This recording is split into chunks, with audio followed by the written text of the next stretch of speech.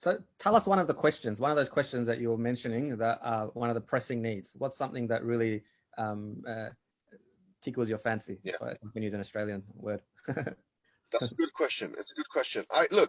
Recently I done a poll on my YouTube channel, yeah, on my community section, and I asked the public, or the Muslim public, what creates doubt for you. Now I've been doing this periodically for some time, and I've also been looking at data that's come from different institutions, like Yaqeen Institute have done probably the only study with 600 participants on doubt. So they Okay. try and assess what the doubts of the Muslims are, etc., like, and so on.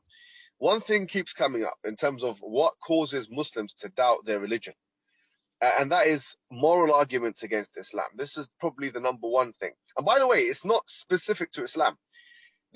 This is something which is pretty universal to all the religions in the Western world. So the same goes with Christianity. A lot of the reason why sociologists would argue, like MacLeod argues this, and others that have, that done this work.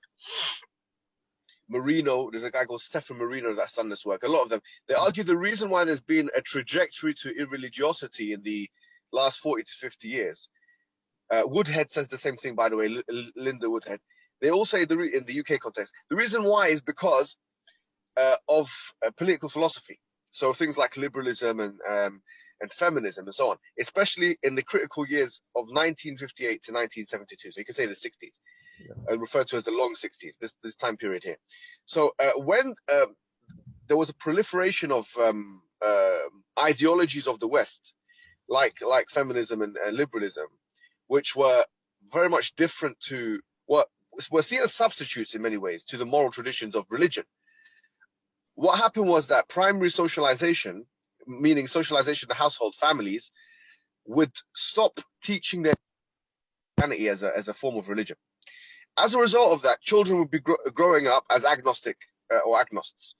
For that reason, religion started to dwindle down, and there was a decline of religion. That's the story of the West.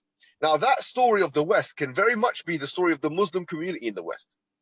So essential to our preservation is to realize the root cause, okay, of the downhill trajectory of irreligiosity in the Western world, and to put stabilizers in place in order to stop that from happening. Because there's two things we want to do.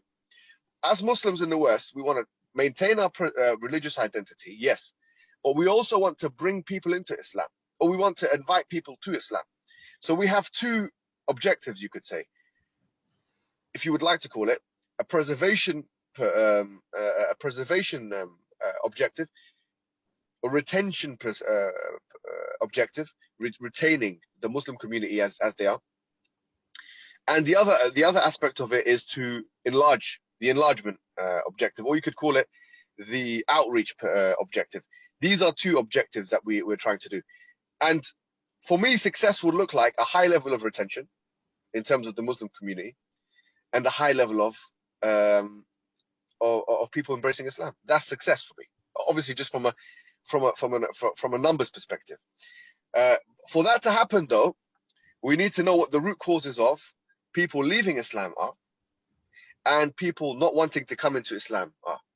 And for me, consistently, the message is, it's moral philosophy. People have their own moral compass, which they get from moral philosophies. They're not sure where these ideas come from, but they're so much inculcated into the psyches of the laity, that they will then use those moral compasses to judge religious scripture, the Quran included. And so things like feminism and things like liberalism, I've been working on that for a very long time. And the reason why I've been working on that is because really this is the seedbed, this is the philosophical and intellectual seedbed, or the springboard through which doubt can emerge.